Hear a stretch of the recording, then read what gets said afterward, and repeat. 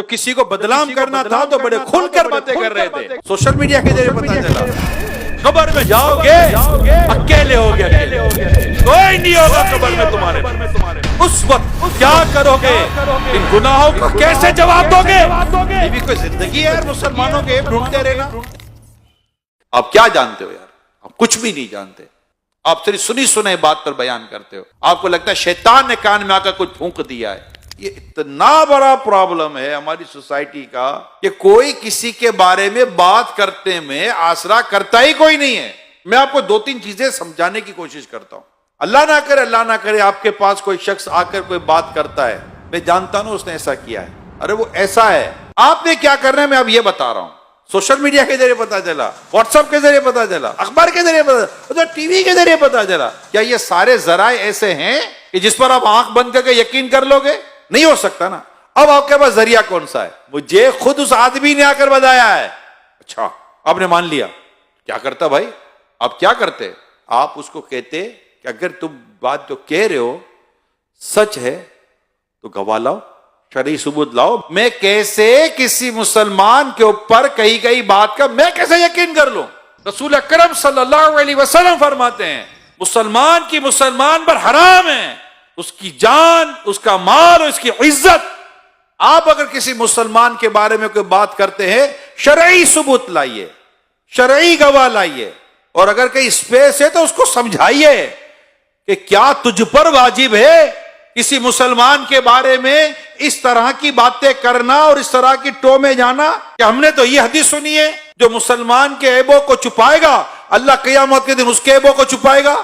اور اگر تمہارے پاس کوئی ایسی وجہ ہے کہ جس کی وجہ تم جانتے ہو کہ نہیں مجھے یہ بات کرنی چاہیے, تو کہاں کرنی چاہیے, کس سے کرنی چاہیے, کتنی کرنی چاہیے؟ کیا اس کی تم نے کبھی فلسفہ پڑھا ہے, کبھی اس کی لاجک پڑھی ہے, کبھی یہ سنا ہے؟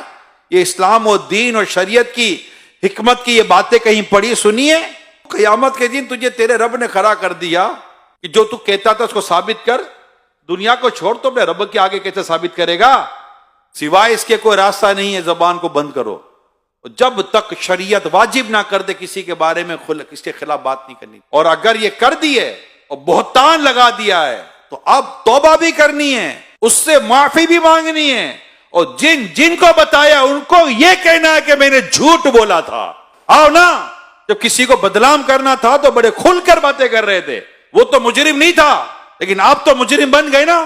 اس کو مجرم بنانے کے لیے جتنی محنت کی تھی, آج اپنے اس جرم سے نکلنے کے لیے آئے میدان میں. تو پتا چلے بندہ اگر ایک بار ایکسرسائز کر لے کہ زندگی میں آئے گا نہیں غیبت و بہتان کی طرف. بہت زیادہ اگر آپ کو تکلیف ہے نا, آپ کو حل دیتا ہوں, آپ بیٹھ کے اسے بات کرو. بھائی آپ کے بارے میں مجھے یہ ہے, وہ آپ کو کلیئر کرے گا. اچھا آپ کلیئر نہیں کرتا, آپ کو لگتا ہے کہ جو میں سوچ رہا تھا وہی درست ہے. اب دوسرا سوال, کیا اس کا یہ ایپ مارکیٹ میں لانا آپ پر لازم تھا؟ اچھا لازم تھا. کیا مارکیٹ میں لانا لازم تھا یا 2 سے بات کرنا لازم تھا؟ اگر آپ کو لگتا ہے کہ قوم کو بتانا ہے تو اس کی شرعی رہنمائی لیں. آپ کو لگتا ہے کہ 4 کو بتانا ہے اس کی شرعی رہنمائی لیں. ہم لوگ آزاد نہیں ہیں. اپنی زبان کو, اپنی سوچ کو, اپنے خیالات کو, اپنی خواہشات کو, اپنے جذبات کو, اپنی محبتوں کو, اپنی نفرتوں کو, سب کو اسلام و دین کے آپ کو اس پر تولنا پڑے گا. تو مطلب مادر پیتر آزاد معاملہ تھوڑی ہوگا کہ جو جس کے اوپر چاہے گا انگلی اٹھا دے گا, جس کے اوپر چاہے گا قلم چلا دے گا.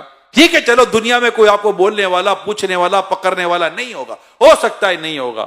آپ بڑے مطلب کے تعلقات والے ہوں گے, بڑے منہ کے, آپ کی زبان بھی بد کسی کے قابو میں نہیں آتی ہوگی, لوگ آپ کے شر سے ڈرتے ہوں گے, آپ کے فطرے سے ڈرتے ہوں گے, اور آپ یہ سب کچھ جو تماشا کرو گے آخر ایک دن تو مرو گے, قبر میں جاؤ گے اکیلے ہوگے, اکیلے کوئی نہیں ہوگا قبر میں تمہارے پاس. اس وقت کیا کرو گے؟ ان گناہوں کا کیسے جواب دو گے جو تم نے مسلمانوں کی ماں, بہن, بھائی, پتہ نہیں کس کس کی عزتوں کو پامال کیا, اور پھر اس پر بعض لوگ تو پیسے لیتے ہیں, اس طرح کی باتیں کرنے کو پیشہ بنا لیتے ہیں.